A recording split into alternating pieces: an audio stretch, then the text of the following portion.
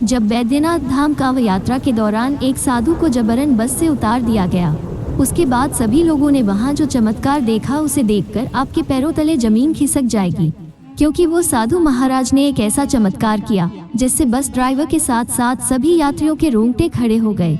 आगे बढ़ने से पहले अगर आप भी बाबा बैद्यनाथ के सच्चे भक्त हैं तो वीडियो को लाइक करके कमेंट बॉक्स में जय बाबा बैद्यनाथ जरूर लिखें।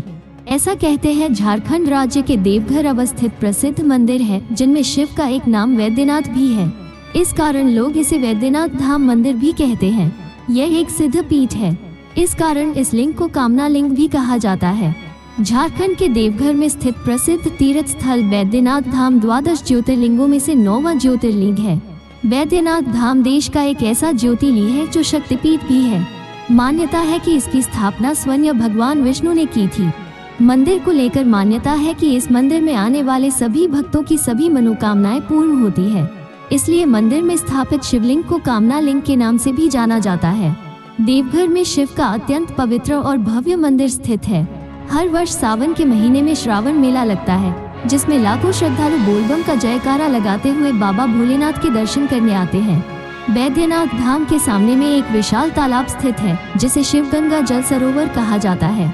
कांवड़ यात्रा के दौरान भोलेनाथ को अर्पण किया गया गंगा जल शिवगंगा में एकत्रित होता है। पुजारी के अनुसार बताया जाता है कि रात होते ही इस सरोवर में भगवान शिव स्नान करते देखा गया है।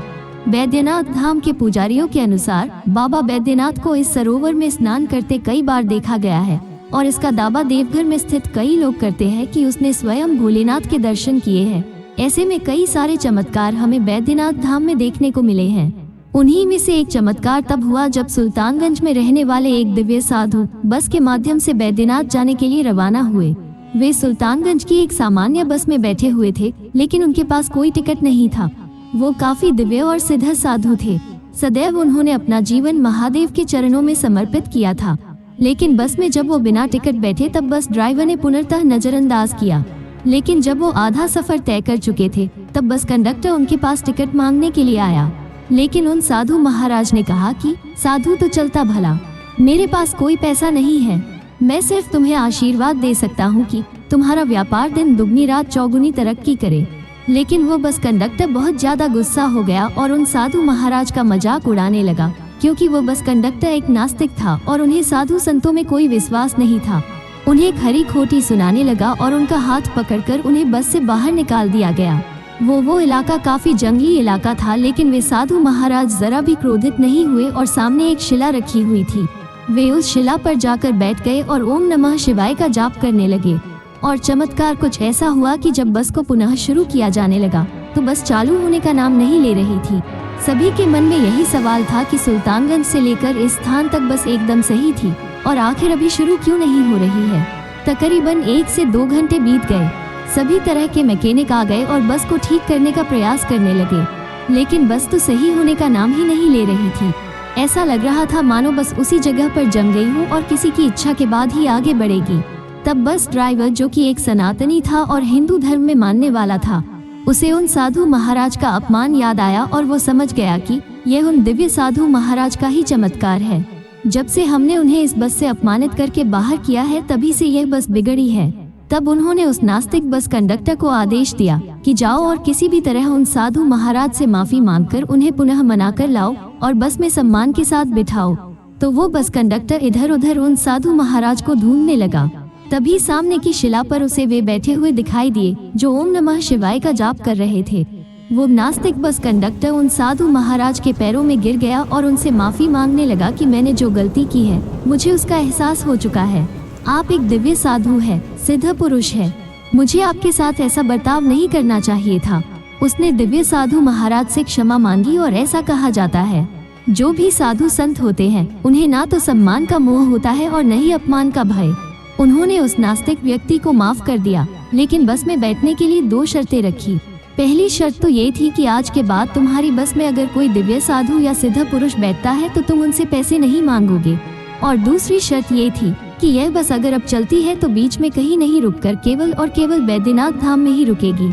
बस कंडक्टर ने उन साधु महाराज की दोनों शर्तों को स्वीकार किया और सम्मान के साथ उन्हें पुनः बस की उसी सीट पर बिठाया। और चमत्कार कुछ ऐसा हुआ कि जैसे ही साधु महाराज बस के अंदर बैठे, पुनः बस स्टार्ट हो गई और सभी लोग पुनः बैद्यनाथ धाम के लिए रवाना हो गए। सभी लोग उन साधु महाराज के चरणों में गिरकर उनसे आशीर्वाद ले रहे थे, क्योंकि सब समझ चुके थे कि यह कोई साधारण साधु महाराज नहीं है। इसके बाद वे सभी लोग कुछ घंटे में बाबा बैद्यनाथ धाम पहुंच गए और जिसके बाद मंदिर के लाइन में लगकर बाबा बैद्यनाथ को जल अर्पण किया और भोलेनाथ के बहुत अच्छे तरह से दर्शन किए।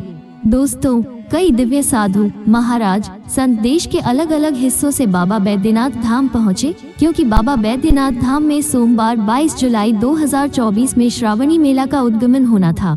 भारत में एक ऐसा मंदिर है जहां स्थापित ज्योतिर्लिंग, मंदिर के ऊपर लगा पंचशूल, मंदिर में स्थापित कामनालिंग, यहाँ तक कि इस मंदिर में मुरादे मांगने की प्रथा इतनी रहस्यमय है जिसका पता हर सदी में लोग ने अपने अपने तरीकों से लगाने की कोशिश की, परंतु वे सभी नाकामयाब रहे। एक ऐसा मंदिर जिसकी स्थापना रावण ने की है। इस मंदिर के रहस्य इतने गहरे हैं जिसका पता आज तक कोई भी जान नहीं पाया है। आखिर क्या है इस मंदिर के पंचशूल का रहस्य? आखिर क्यों इस ज्योतिर्लिंग को कामनालिंग कहा जाता है? आखिर कैसे हुई इस मंदिर की स्थापना और आखिर क्या है इस मंदिर की मुरादे मांगने की प्रथा? इन सारी बातों को जानने के लिए इस वीडियो को बड़े ध्यान से और एंड तक बने रहिए। वैसे तो आपने देखा होगा कि भगवान शिव के सभी मंदिरों में त्रिशूल लगा होता है, लेकिन देवघर के बैद्यनाथ मंदिर परिसर के शिव पार्वती, लक्ष्मी नारायण और अन्य सभी मंदिरों में पंचशूल लगे हैं। इसे सुरक्षा कवच माना गया है। यह महाशिवरात्रि से 2 दिन पहले उतारे जाते हैं। इसके बाद महाशिवरात्रि से 1 दिन पहले विधि विधान के साथ उनकी पूजा की जाती है और इसके बाद फिर पंचशूल को स्थापित कर दिया जाता है। इस दौरान भगवान शिव और माता पार्वती के गठबंधन को भी हटा दिया जाता है। मंदिर के शीर्ष पर लगे पंचशूल को लेकर माना जाता है कि त्रेता युग में रावण की लंकापुरी के द्वार पर सुरक्षा कवच के रूप में भी पंचशूल स्थापित था। वही एक मत ये भी है कि रावण को पंचशूल यानी सुरक्षा कवच को भेदना आता था, लेकिन ये भगवान राम के वश में भी नहीं था। विभीषण के बताने के बाद ही प्रभु श्री राम और उनकी सेना लंका में प्रवेश कर पाए थे। ऐसा माना जाता है कि इस पंचशूल के कारण मंदिर पर आज तक किसी प्राकृतिक आपदा का असर नहीं हुआ।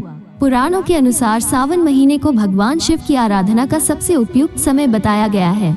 सावन के पावन महीने में लाखों श्रद्धालु 105 किलोमीटर दूर सुल्तानगंज से जल भरकर कांव के जरिए बाबा बैद्यनाथ का जलाभिषेक करते हैं और भोलेनाथ की कृपा प्राप्त करते हैं। बैद्यनाथ धाम में स्थित शिवलिंग की कहानी इतनी पौराणिक और दिलचस्प कि आप भी इस पावन धाम के दर्शन करना जरूर चाहेंगे। पुराणों के अनुसार भगवान श्री कृष्ण के सुदर्शन चक्र के प्रहार से मां शक्ति के हृदय का भाग यहीं पर कटकर गिरा था। बैद्यनाथ दरबार माता शक्ति के 51 शक्तिपीठों में से एक है। कहते हैं शिव और शक्ति के इस मिलन स्थल पर ज्योतिर्लिंग की स्थापना खुद देवताओं ने की थी।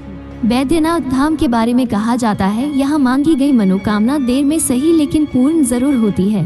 भगवान श्री राम और महाबली हनुमान जी ने श्रावण के महीने में यहाँ कांवड़ यात्रा भी की थी। बैद्यनाथ धाम में स्थित भगवान भोले शंकर का ज्योतिर्लिंग यानी शिवलिंग नीचे की तरफ दबा हुआ है। शिव पुराण और पद्म पुराण के पाताल खंड में इस ज्योतिर्लिंग की महिमा गाई गई है। माना जाता है कि बाबा बैद्यनाथ धाम में स्थित सभी मंदिरों का निर्माण भगवान विश्वकर्मा एक ही रात में स्थापित किया था। बाबा बैद्यनाथ धाम में स्थापित पवित्र शिवलिंग से जुड़ी पौराणिक कहानी के बारे में जो कि बहुत दिलचस्प है। पौराणिक कथाओं के अनुसार दशानन रावण भगवान शिव शंकर को प्रसन्न करने के लिए हिमालय पर घोर तपस्या कर रहा था। वो एक एक करके अपना सर शिवलिंग पर चढ़ा रहा था। 9 सर चढ़ाने के बाद जब रावण अपना 10वां सर काटने वाला ही था, तब भोलेनाथ को प्रसन्न होकर रावण को दर्शन दिए और उससे वर मांगने को कहा। रावण को सोने की लंका के अलावा तीनों लोकों में शासन करने की शक्ति तो थी, साथ ही साथ उसने कई देवता, यक्ष और ऋषि मुनि को कैद करके लंका में रखे हुए था। इसी वजह से रावण ने यह इच्छा जताई कि भगवान शिव भी कैलाश छोड़कर लंका में ही रहे। इसलिए रावण ने भगवान शिव शंकर से कामनालिंग को ही लंका ले जाने का वरदान दिया। शिवजी ने अनुमति तो दे दी, पर इस चेतावनी के साथ दी कि यदि वो इस कामनालिंग को पृथ्वी के मार्ग में कहीं रख देगा तो वो वहीं अचल होकर स्थापित हो जाएगा। महादेव की इस चेतावनी को सुनने के बावजूद भी दशानन रावण कामनालिंग को अपनी नगरी लंका ले जाने के लिए तैयार हो गया। इधर भगवान शिव के कैलाश छोड़ने की बात सुनते हैं सभी देवता चिंतित हो गए। इस समस्या के समाधान के लिए सभी देवता भगवान विष्णु के पास गए। तब श्री हरि ने अपनी लीला रची। उन्होंने वरुण देव को आचमन के जरिए रावण के पेट में घुसने को कहा। जब रावण आचमन करके शिवलिंग को लंका की ओर चला तो उसे देवघर के पास लघु शंका लग गई। शिवलिंग को हाथ में लेकर लघु शंका करना उसे उचित नहीं लगा, इसलिए उसने अपने आसपास देखा कि कहीं कोई मिल जाए जिसे वो शिवलिंग थमाकर लघु शंका कर सके। कुछ देर के बाद ही उसे एक ग्वाला नजर आया जिसका नाम बैजू था। कहते हैं उस बैजू नाम के ग्वाले के रूप में भगवान विष्णु वहां आए थे। रावण ने उस ग्वाले से कहा कि वो शिवलिंग को पकड़ कर रखे ताकि वो लघु शंका से निर्मित हो सके, और साथ ही साथ उसने ये भी कहा शिवलिंग को भूल से भी भूमि पर मत रखना।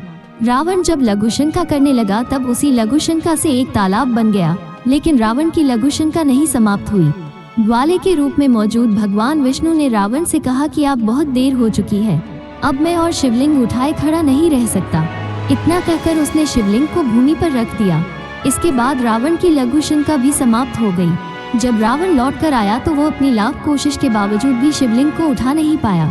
तब उसे भगवान की लीला समझ में आ गई और तब रावण क्रोधित होकर उस शिवलिंग पर अपना अंगूठा दबाकर वहां से चला गया। इसी कारण देवघर में स्थित बाबा बैद्यनाथ धाम में शिवलिंग नीचे की ओर धंसी हुई है। उसके बाद ब्रह्मा, विष्णु आदि देवताओं ने आकर शिवलिंग की पूजा की। शिवजी का दर्शन होते ही सभी देवताओं ने शिवलिंग की उसी स्थान पर स्थापना कर दी और तभी से महादेव कामना लिंग के रूप में देवघर में विराजते हैं। दोस्तों, कहते हैं कि बैद्यनाथ धाम देवघर में मन से मानी गई मनोकामना देर से ही पर जरूर पूरी होती है। अगर आपने भी कभी बैद्यनाथ धाम के ज्योतिर्लिंग के दर्शन किए हैं तो अपने अनुभव हमें कमेंट में लिखिए। अगर आपके साथ भी ऐसी कुछ चमत्कारी घटना हुई है तो नीचे कमेंट बॉक्स में जरूर लिखें। हम उसे अपने चैनल के माध्यम से दर्शकों को बताने का प्रयास करेंगे, और इस चैनल को सब्सक्राइब कर लें ताकि आपको हमेशा ऐसी सत्य चमत्कारी घटनाएं देखने को मिलती रहे। अभी के लिए आप सभी दर्शकों को हर हर महादेव।